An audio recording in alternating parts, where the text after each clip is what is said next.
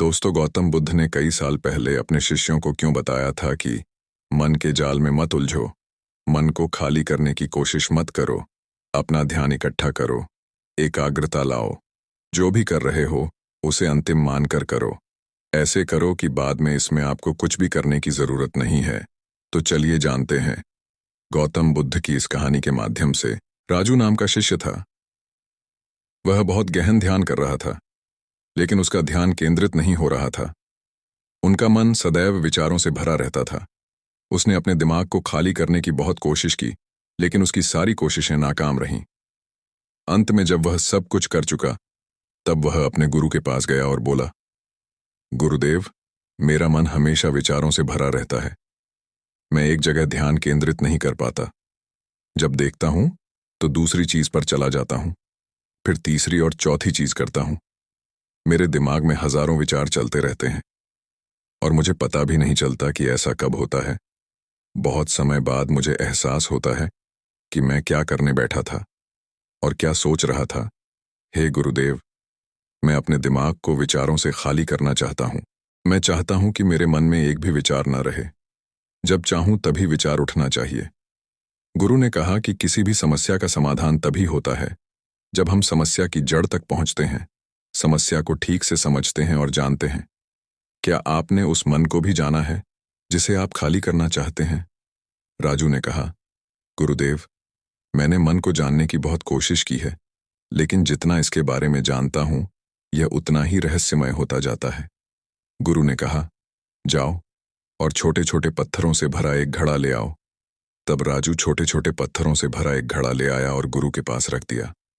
गुरु ने कहा, इस घड़े को अपना मन समझो और इस घड़े में पत्थर भरे हुए हैं। अब इस घड़े में और पत्थर डालो। शिष्य घड़े में पत्थर डालने लगा। घड़ा पहले से ही भरा हुआ था। 12वां पत्थर रखते ही बाकी सभी पत्थर नीचे गिरने लगे। तब गुरु ने कहा, रुको और ध्यान से देखो।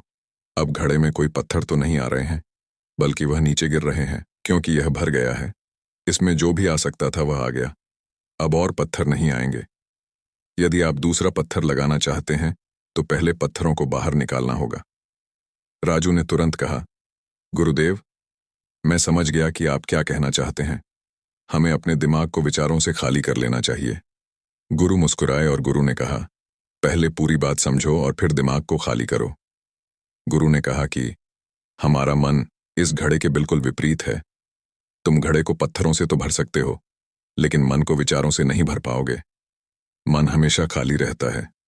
राजू ने कहा, गुरुदेव, मुझे कुछ समझ नहीं आ रहा है। अगर दिमाग हमेशा खाली रहता है तो हम उसे खाली करने की कोशिश क्यों करते रहते हैं? इसकी क्या जरूरत है? गुरु ने कहा, इस घड़े से एक एक करके सारे पत्थर निकालो।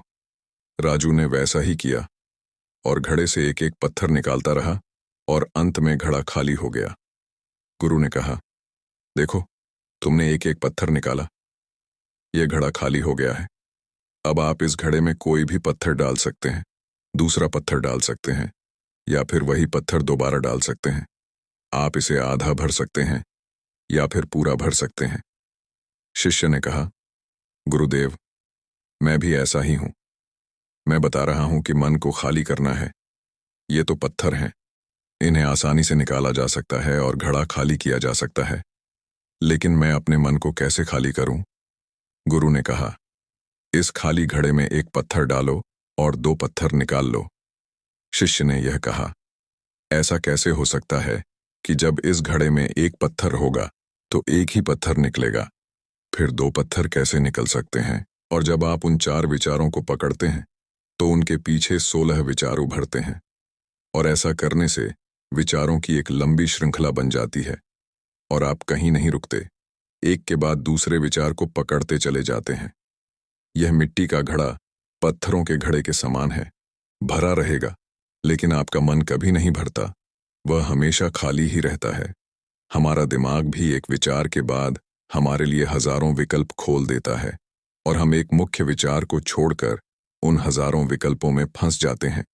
शिष्य ने कहा, मैं आपकी बात अच्छी तरह समझ गया हूं, लेकिन अब मुझे क्या करना चाहिए? मेरा मार्गदर्शन करें।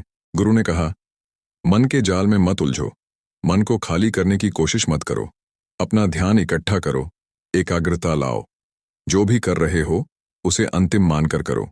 ऐसे करो कि बाद में इसमें आपको कुछ भी करने की जरूरत नहीं है। और जब आप किसी दूसरे विचार पर काम करते हैं तो बस उसी पर काम करें, कोई दूसरा विचार नहीं।